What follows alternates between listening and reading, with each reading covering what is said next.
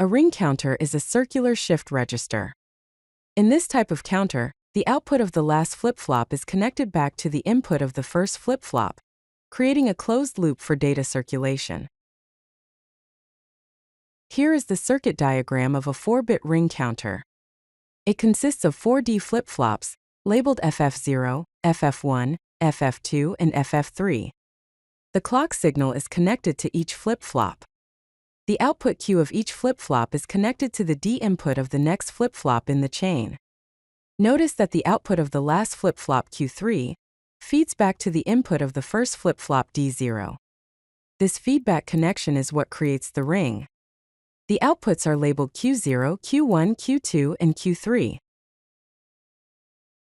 The timing diagram illustrates the operation of the ring counter. The clock signal is shown at the top. Below that are the outputs Q0, Q1, Q2, and Q3. At time T0, Q0 is high while Q1, Q2, and Q3 are low. This represents state 0 or 1000. At time T1, Q1 goes high while Q0, Q2, and Q3 are low. This represents state 1 or 0100. At time T2, Q2 goes high while Q0, Q1, and Q3 are low. This represents state 2 or 0010. At time T3, Q3 goes high while Q0, Q1, and Q2 are low. This represents state 3 or 0001. Notice that a single 1 circulates through the register, creating a sequence of 4 unique states. Here is the truth table for a 4-bit ring counter. At the initial state, Q3 is 1 and Q2, Q1, and Q0 are 0. This is state S0. At time T1, Q3 is 0, Q2 is 1, and Q1 and Q0 are 0. This is state S1. At time T2, Q3 and Q2 are 0, Q1 is 1, and Q0 is 0. This is state S2. At time T3, Q3, Q2, and Q1 are 0 and Q0 is 1. This is state S3. At time T4, the counter returns to the initial state S0. Thus, the modulus of this counter is 4, which is the number of states before repetition. A Johnson counter is a modified ring counter. In this type of counter, the inverted output, which is Q bar, of the last flip-flop is fed back to the input of the first flip-flop. It is also known as a twisted ring counter or Mobius counter. Here is the circuit diagram of a 4-bit Johnson counter. It consists of 4D flip-flops, labeled FF0, FF1, FF2, and FF3. The clock signal is connected to each flip-flop. The output Q of each flip-flop is connected to the D input of the next flip-flop in the chain. Notice that the inverted output of the last flip-flop, which is Q bar 3, feeds back to the input of the first flip-flop, D0, through a NOT gate. This inverted feedback connection is what differentiates a Johnson counter from a regular ring counter. The outputs are labeled Q0, Q1, Q2, and Q bar 3. The timing diagram illustrates the operation of the Johnson counter. The clock signal is shown at the top. Below that are the outputs Q0, Q1, Q2, and Q3. At time T0, all outputs are low. This represents state 0, or 0000. At time T1, Q0 goes high while Q1, Q2, and Q3 remain low. This represents state 1, or 1000. At time T2, Q0 and Q1 are high while Q2 and Q3 are low. This represents state 2, or 1100. At time T3, Q0, Q1, and Q2 are high while Q3 is low. This represents state 3, or 1110. The timing diagram continues for the following states. Notice that the Johnson counter creates 8 unique states with alternating zeros and ones patterns. Here is the truth table for a 4-bit Johnson counter. At the initial state, all outputs Q3, Q2, Q1, and Q0 are 0. This is state S0.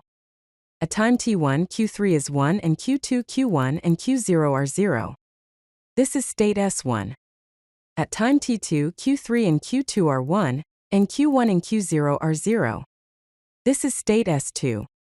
At time t3, q3, q2, and q1 are 1 and q0 is 0. This is state S3. At time t4, all outputs q3, q2, q1, and q0 are 1. This is state S4. At time t5, q3 is 0 and q2, q1, and q0 are 1. This is state S5. At time t6, q3 and q2 are 0, and q1 and q0 are 1. This is state S6. At time t7, q3, q2, and q1 are 0 and q0 is 1. This is state S7. At time t8, the counter returns to the initial state S0. Thus, the modulus of this counter is 8, which is double the number of flip-flops. Let's compare ring counters and Johnson counters. For a ring counter, the feedback connection is the Q output to the D input. For a Johnson counter, the feedback connection is the Q bar output to the D input. For a ring counter, the number of states is n, the same as the number of flip-flops. For a Johnson counter, the number of states is 2n, double the number of flip-flops. The modulus of a ring counter is n. The modulus of a Johnson counter is 2n. The initial state of a ring counter is a single 1 loaded. The initial state of a Johnson counter is all zeros, the reset state. The pattern of a ring counter is a single 1 circulation. The pattern of a Johnson counter is alternating zeros and ones. Ring counters have several applications. They are used as sequence generators to generate repetitive sequences for control circuits and timing applications. They are used in state machines to implement finite state machines for digital control systems. They are used for data distribution to distribute data sequentially to multiple outputs in communication systems. They are used for timing control to generate precise timing signals for microprocessor and memory systems. Johnson counters also have many applications.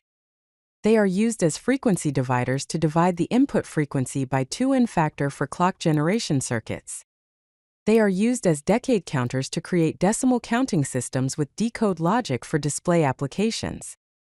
They are used in LED chasers to drive sequential lighting patterns in decorative and indicator applications. Finally, they are used for waveform generation to generate complex waveforms for signal processing and testing equipment. In summary, ring counters feature single-bit circulation and a modulus of n. Johnson counters have inverted feedback and a modulus of 2n. Both ring counters and Johnson counters are circular shift registers with different feedback mechanisms. They are essential building blocks for digital timing and control systems. If you like this video, hit that like button and don't forget to subscribe. Visit CodeLucky.com for more such useful content.